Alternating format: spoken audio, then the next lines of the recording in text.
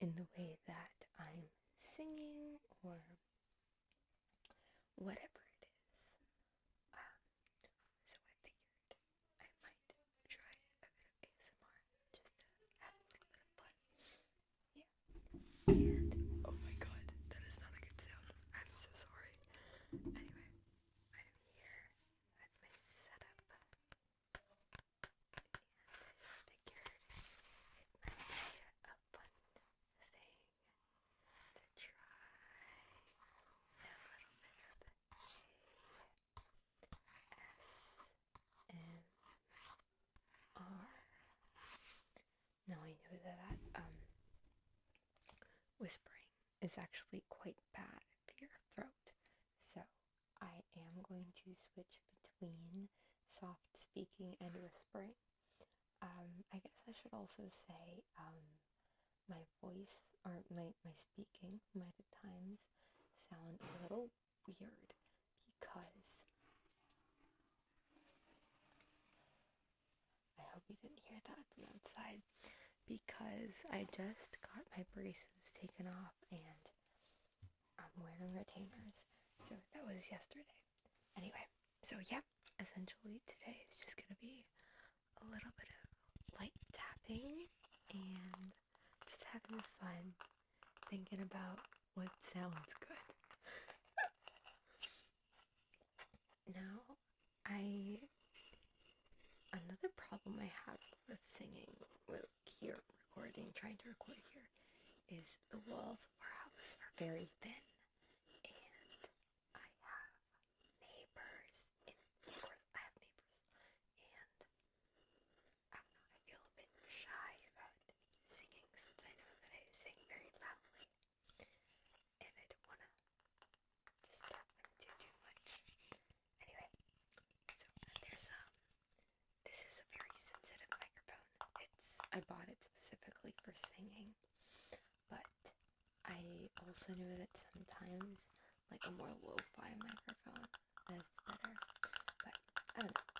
I just wanted to share though that this isn't actually like technically my very first ASMR video. I made when I was 18. One of the things that I really wanted to do was make an ASMR video where I was eating sweets. And the thing is, I was inspired by this one really good GB ASMR video where she was eating macaroons and mochis. Eating isn't always, it's not really my favorite trigger, but the treats looked so good in that video, and they kind of inspired some of my, like what I was craving for my birthday. Like I specifically asked for mochi and French macaroons because of that video, I think. And I guess in style of, oh, let me just grab something. I'm just gonna be tapping, tapping, tapping. I've got this instrument.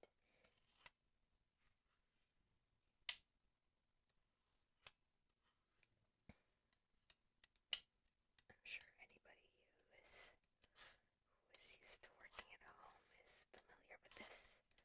All students. This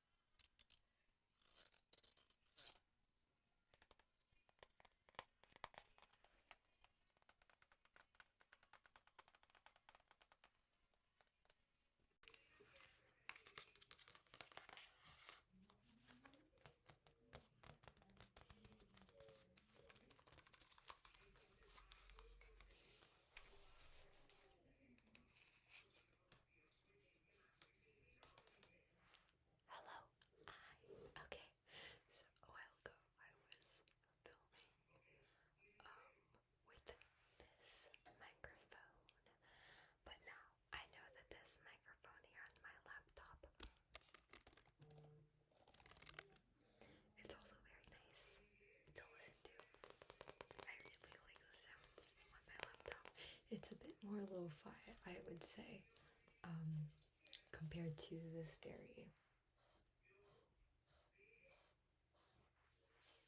very sensitive microphone. You can hear the Spanish class going on in the background outside in our kitchen. It's also virtual, not live. I would not be. We don't have a live Spanish class with like 20 people in our living room. I'm so sorry. I'm still getting used to these retainers. I'm really grateful. I have a very kind dentist who is very patient with my multitudinous questions about how to take care of my teeth and whether or not anything is concerning or something. Okay, this next one is inspired by GBASMR's toaster coaster. I didn't buy it. We just have these things at home, but it's kind of like, here's a nod to that. Anyway, I tend to like the more gentle tapping. Really depends on the day, but today I really feel like a more gentle tap is better. I want to get a manicure. I haven't gotten nail polish in so long on my nails. Not because, actually, I don't know, I haven't had the urge recently, but also I am not in the physical, not financial place to be getting manicures outside of home, outside of DIY. So, yeah. Here's a toaster coaster. Anyway, what was I talking about? I forgot.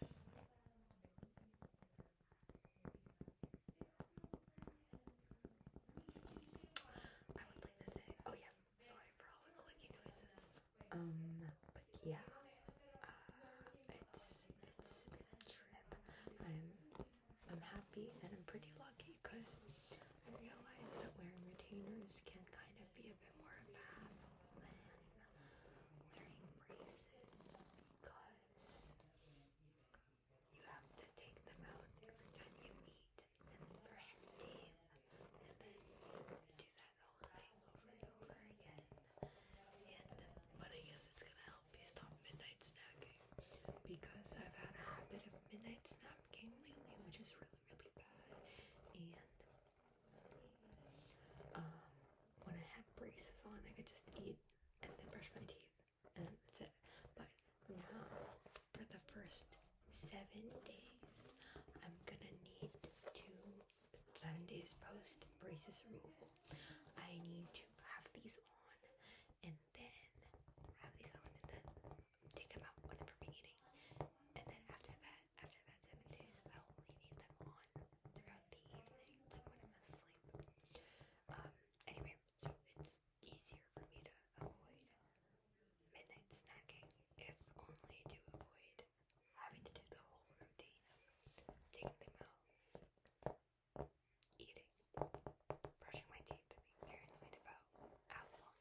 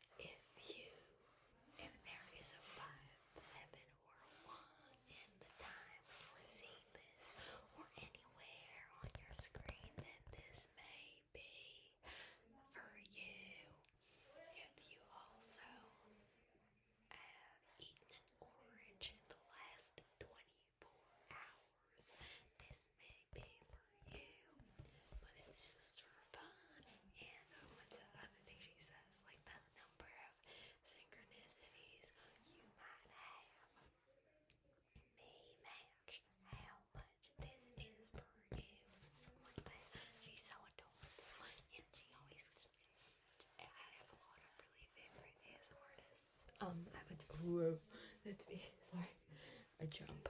I felt like I was doing a bit too much whispering, and I could feel it, I'm so sorry, feel it being a bit hard on my throat. So, I wanted to switch into soft speaking for a little bit, if that's quite alright. And I guess now is the time to go into a little bit of tapping. What do I want to do? I have a lot, a bit more tapping. I've got this alarm clock, but that's kind of like a very confident thing to try playing with as a beginner ASMR artist. And that's a nice hand design.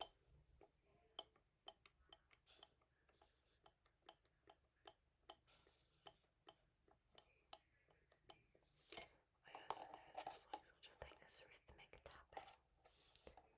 I like a drummer does ASMR. I especially love his setting and breaking the rhythm video. For some reason, I've really associated it with going into a flow state of working, and it's something that I used to use to study. Anyway, so now I'm going to be tapping on a book, but not just any book. I'm sure anybody who was on the internet in 2016 has already seen the cover and a select. No, sorry, let me rephrase that.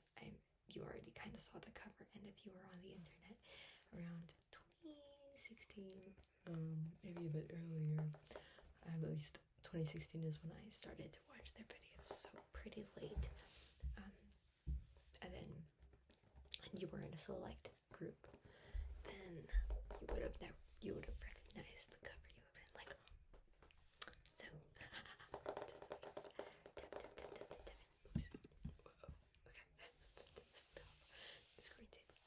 I really love book tapping. I love it so much.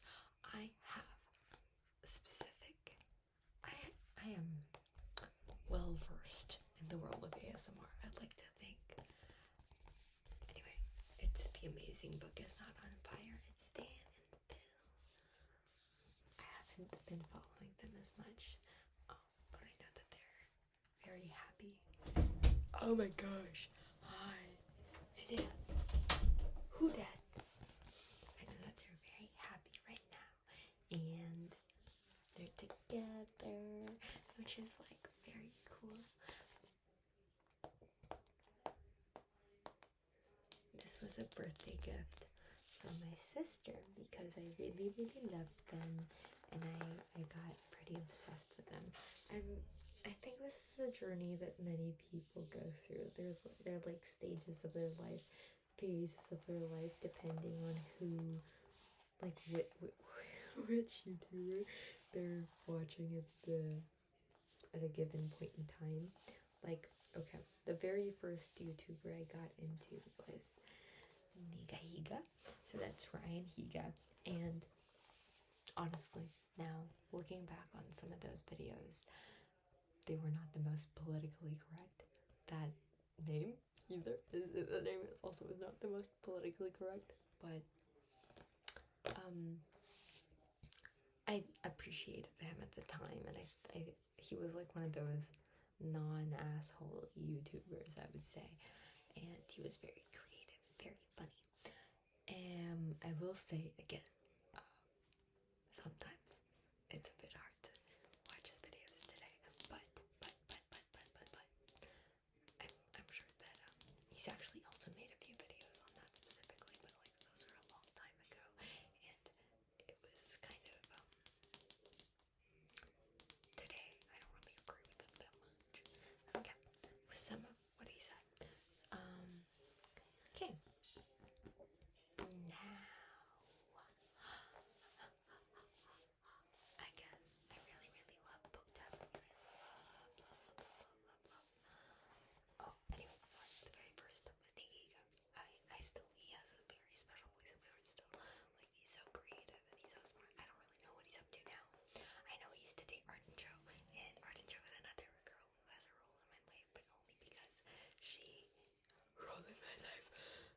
because she played Kira on Teen Wolf, and I was a massive Teen Wolf.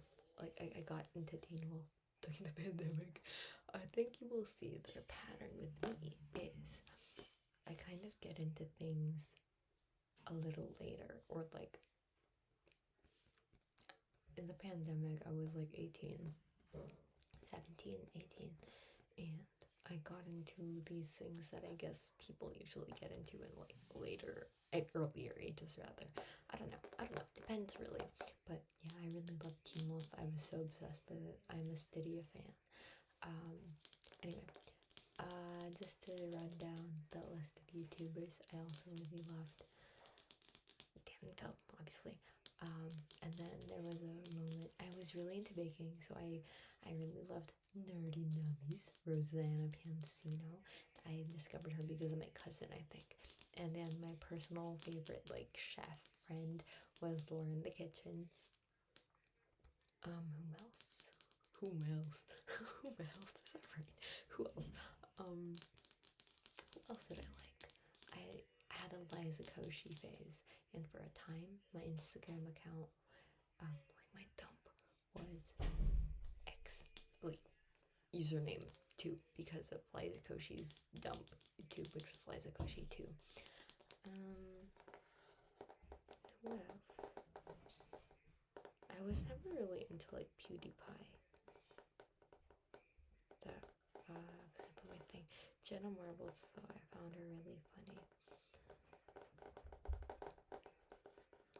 As for the ASM artists that I like with reading books, there's this one video with the Moana story. I think it's like Isabel Sparkles or something. Isabel something ASMR. And she has this awesome YouTube video on Moana, and she's just amazing there. She's like, the whispering is so good. It's like this. I'll try to copy her.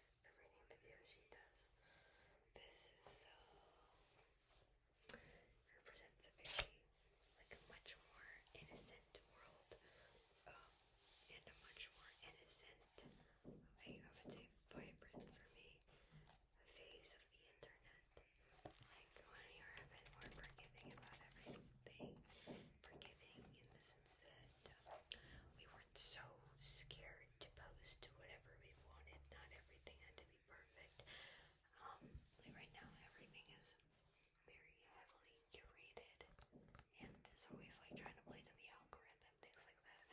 Whereas before it was really just having, well, it was a lot more fun. I don't know if the world was less messed up then, but it, well, I mean, obviously there are a lot of really fucked up things happening right now. So, for sure. But 2016 was also really bad. Oh my gosh, sorry. Also really bad. And I guess, I don't know, I'm gonna try to think about the extent to which, how much is just stuff that we didn't know about. Like, we know about everything, or most things, many things now. So, it all feels like it's so much worse, but maybe. And for sure, I think internet culture has gotten pretty bad too, and we're kind of in a period of regression. But I'm sure that in part that's also just a lot of the long-standing problems we had just coming into light now. Okay, I'm going to... Oh, I forgot that Dan Howell used to go to law school. That's... LLB, law degree. Okay. Alright. I'm gonna read something out of the book. Excuse me. For fun. Okay.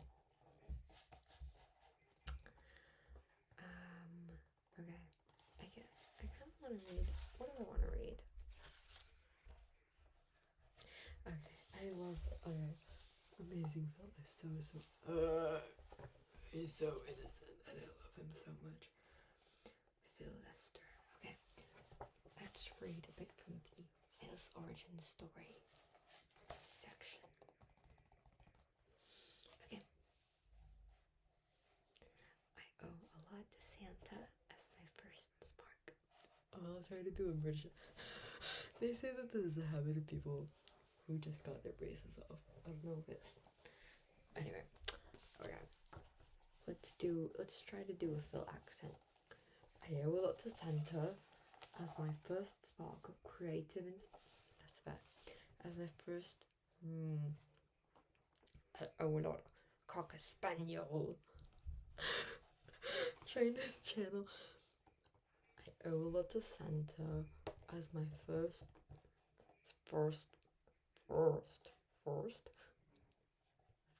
spark of creative inspiration came from the Nintendo 64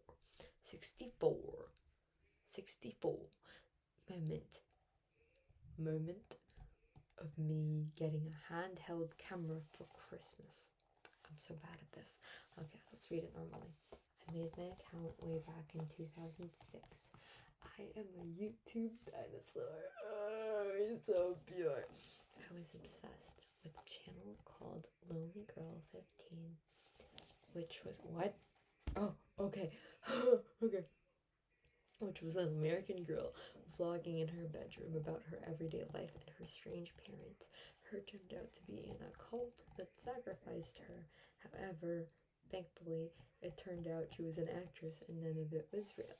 I was mind blown and heartbroken, and this is why I have trust issues. Oops. I spent entire summers making horror movies and painting pictures with my friends.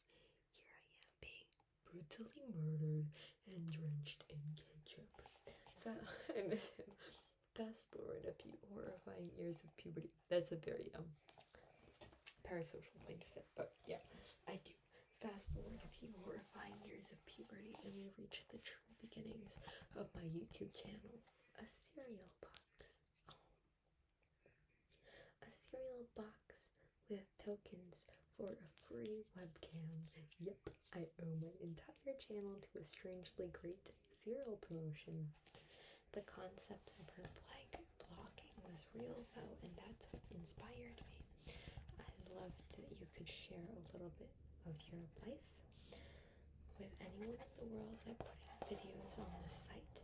I watched more and more people like Solange, Andrew Bravner, and Community Channel, and then on 6 March 2007, my cereal webcam finally arrived, and I plucked up the courage to film and upload my first video.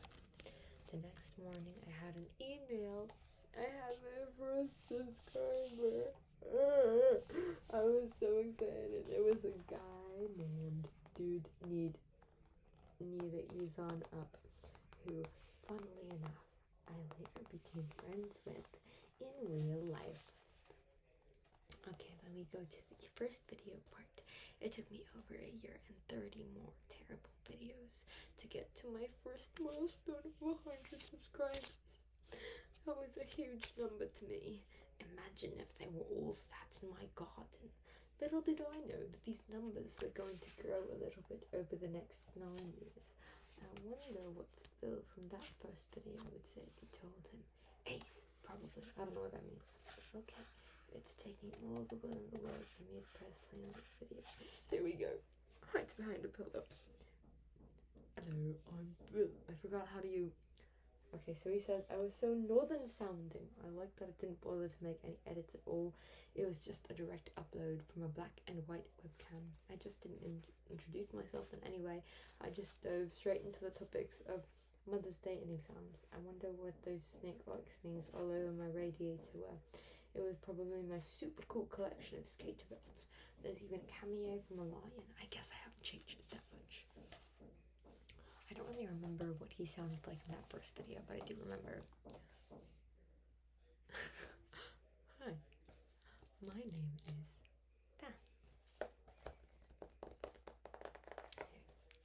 So that's a bit of yeah. Okay, what else can we tap on? This is so good.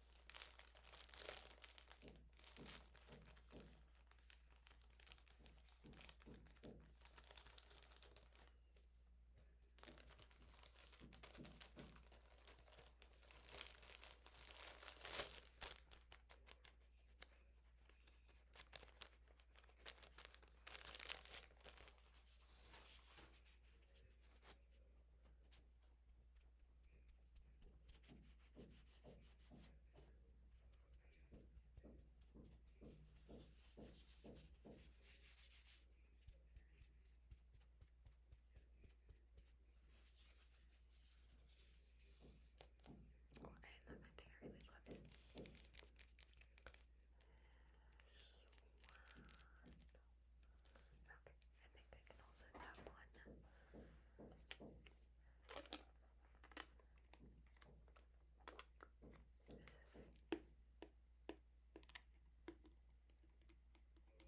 hug spray.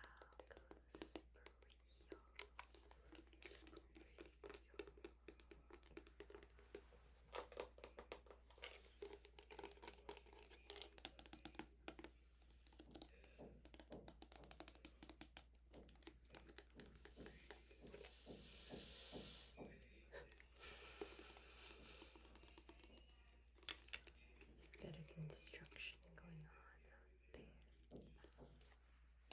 I really like liquid sound. Oh my god, please